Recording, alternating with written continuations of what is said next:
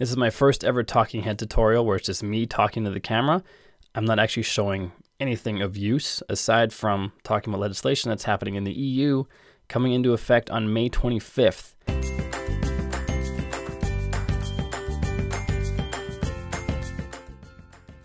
This has been coming since April 2016, so we've had 2 years to prepare, but now, of course, as with everything, we do things last minute. So it's less than a month away, May 25th, this comes into effect, and I'm sure you've heard about it, it's all over the internet. And this website that I found here just gives some basic ideas over or about what this legislation is. And there's a key changes page, which I really like, where the guy summarizes, or the girl, I don't know who did it, but they summarize what this directive really means. Basically, the EU wants to protect the rights of its citizens, which I think is very important.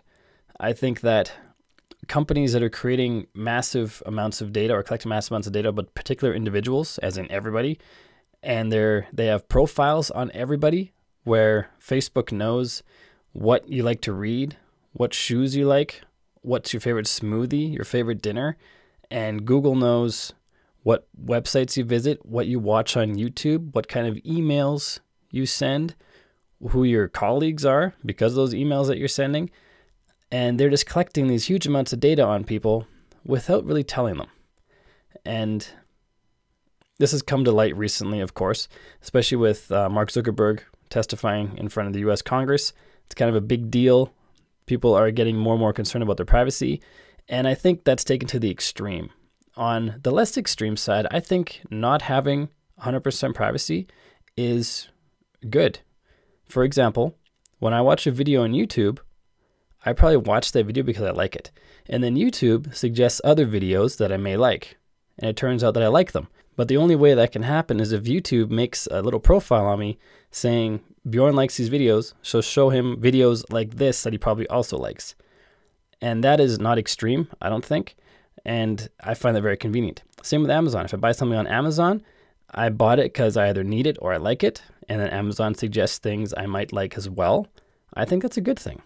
But the other extreme is your entire life being owned by these companies and they use it to make money, which I think is the essence of the GDPR. They're trying to prevent that from happening. Let me also say, before I get too far into my rambling, I'm not a lawyer. I'm not an attorney. This website was probably not written by a lawyer either. So whatever information you hear from me, you can let it go in one ear and out the other, because at the end of the day, I don't know what I'm talking about. And even some of the legal or the legislation itself is a little confusing and very vague. So it leaves a lot up to interpretation. For example, if you don't follow the GDPR, you can be fined up to 4% of your global revenue. Now, it's very difficult for a country or the EU to find people who aren't in the EU. For example, it would not be easy for them to find me in Canada because I'm not an EU citizen. My company's not based in the EU. It's very difficult for them to find me. On the other hand, it's very easy for the Canadian government to find me. So maybe the EU wants to develop some sort of relationship with all the governments in the world where you're not fined directly by the EU, but you're fined by the government where you live for the EU. But I can't see that happening. But you never know. And also, I think this is for bigger companies because the EU is not going to come after me, I don't think, maybe just to set an example, but it's going to cost them more to have a lawyer write a letter and send it to me to tell me I have to pay a fine than the actual amount of money they're going to get from me. So I don't think they're going to be targeting the small fries. I think this is mostly for bigger companies who are actually creating these huge databases of people's data. That said, you might be using some code from the bigger guys on your website. For example, Facebook retargeting pixels might be on your site.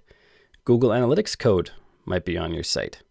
And those are the big guys. Those are the people who basically instigated the problem, who are collecting this data from everybody. And it's those companies that are the ones that the EU wants to find, of course, and they have already to some extent, but now they want to get everybody else in line. And if you think this doesn't affect your site because you're not in the EU, it does. Because any website that an EU citizen visits needs to comply with the GDPR. And there's EU citizens that visit my website. I know it for a fact. And I'm willing to bet there's EU citizens that visit your website as well. So you need to have some form of compliance and outline exactly what kind of data you're collecting. And this is where the meat of the GDPR comes in. This is where the rubber hits the road. You have to know exactly what data is being collected through your website and through any add-ons you have on your website. And that needs to be written out in your disclosures and your privacy policies. And that's the essence of the GDPR. So people know what data they're collecting. They need to be able, this is the hard part, they need to be able to request from you exactly what data you have on them. So Joe Blow comes to your website, he says, hey, so-and-so, I'd like to know what data you have on me. And you need to send him an email or whatever, a PDF or whatever it is, outlining all the data that you've collected on Joe Blow. This needs to happen in some way that's automated because there's just no time. Even if you get one of those requests, fine, maybe that's okay. If you've done your homework, if you set all those systems up already, but if you get hundreds of those requests in a month, like you have to hire someone just to do that, and that's crazy. Luckily, WordPress is building a system. They haven't released it yet. Hopefully before the 25th, it will be released, but they're building into it a system where it will output all the data on a page. Really simply, really easily, outputs all the data that is associated with Joe Blow. And a lot of plugins are waiting to hook into that system so they can also output the data that plugin has, because WordPress can check its core tables. For example, a user account on WordPress might have name, email, Facebook URL, or other social media profile URLs, and that would be output on the page because that's a WordPress core. But then you might also have WooCommerce installed, or an LMS, or whatever else that collects data. And that would also be output on the page when those plugins have hooked into that reporting process that WordPress is building. So that's going to be super handy. And following that, the next step further is Joe Blow can request of you to delete all the information you have on Joe Blow. Then you need to be able to do that. And it needs to happen easily for you because, I mean, who has time for that? Nobody has time for that. I mean, one-offs are fine, but if you have hundreds of requests like that, it's just too much time. And I think there's going to be a lot of challenges up ahead, even for Joe Blow. I mean, Joe Blow comes, how many websites does Joe Blow visit in a day or in a month? Is Joe Blow going to ask every one of those websites to delete his information? And then next time he goes there, he has to ask them again? I don't know. It seems, even for Joe Blow, it's too time consuming to ask all these websites to constantly be removing his data. I don't know. We'll see what happens. But one of the big important things is when asking for consent for example, if someone gives their name and email, which is kind of a vague issue in legislation itself, but any kind of consent that they're giving to you for their data needs to be in plain English, needs to be intelligible and easily accessible. It cannot use long, illegible terms and conditions full of legalese, which is the kind of thing that bigger companies hide behind. Smaller companies like mine, I don't have any long, intelligible legalese or very little of it on the terms and conditions page. But that's just because that's what lawyers write. I mean, that's just how they do it. But at the end of the day, I'm not even collecting very much data. So I don't need to have a whole lot of disclosure on data I collect because there isn't that much. I disclose all of it, but there isn't that much. I feel like this is targeted towards bigger companies because they're the ones who are really collecting the data and really doing the damage. Here's another example of GDPR legislation that I think is great. It makes it mandatory if there's a data breach to notify it or let people know within 72 hours of first becoming aware of the breach. I don't know if you remember this if you're outside of the US, but if you're in the US, you probably recall Equifax was hacked. I think it was last year. They were hacked at the end of July, but the public was not told until September. In the meantime, 3 top executives in the Equifax company sold $1.8 million worth of shares. In the meantime, the company says the execs didn't have any knowledge of the data breach. Maybe they didn't. I don't know.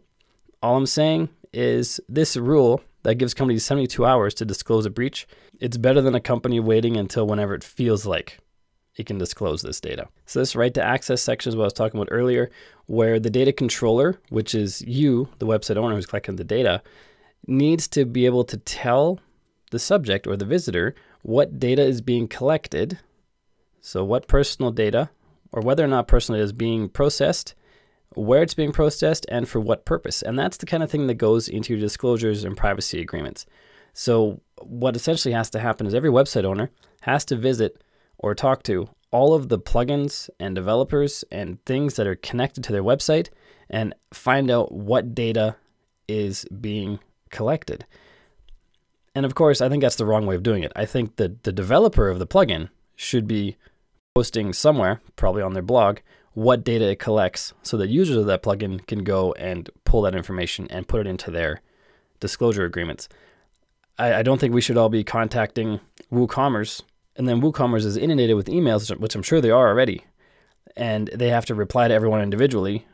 Better for WooCommerce just to put out some information about what's being collected, and then we can just copy and paste that. And the second part of this, the controller, which is you, the website owner, will be able to give a copy of the personal data free of charge in electronic format to the person who requests it, which in my earlier example was Joe Blow. And then the next part, right to be forgotten, this is where Joe Blow asks to have their data deleted. Then you need to be able to delete that in a timely manner. And it doesn't anywhere say what kind of confirmation is needed, but I guess we're working with the honor rule here. If you said you deleted it, you actually deleted it.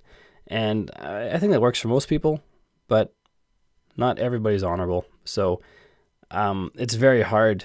It would be very, very hard for individual companies to sense that kind of confirmation without the person being able to check directly in your database. How do they truly know you've deleted it? I don't know. I guess it's legally binding. If you say I deleted it and you didn't, that's on you then, the controller, and then you could get in serious trouble, which would be 4% of annual global revenue or $20 million, whichever is greater. So all this to say, it's time to wrap up my rambling about the GDPR, and it's time for you guys and me and everybody else to get their privacy and disclosure agreements in order to be very transparent about what data you're collecting and how it's being used. My privacy agreements have always been transparent about what's being collected and cookies and things like that, but they've never really said specifically what it's used for because it's not really used for anything, on my site anyway. Like if I add a cookie to someone's browser, it's not even me adding it, it's some plugin that basically lets the website know you've been to that page before, for example. And that's all it's being used for, but I never wrote that explicitly on the privacy agreement, and that's something you have to do now. If you're collecting whatever data, you have to specifically say what it's being used for. If you don't know what it's being used for, you have to contact the creator of whatever it is, or you have to figure out yourself, if you wrote it yourself, exactly what it's being used for and disclose that on the site. And if you do those things, if you have those disclosures, I think you should be okay. As long as you also have the process of being able to tell Joe Blow exactly what data you have, and then having the ability to delete that data if Joe Blow requests that data to be deleted, which I think is the hard part. The easy part is writing the disclosure. The hard part is outputting for individuals all the data you have and all the data you can delete really easily. And luckily WordPress is working on that. I assume there's going to be a core update before May 25th that includes that functionality. And if that does come about, I'll make another video showing you how to use that. And until then, get out there and start updating your disclosures.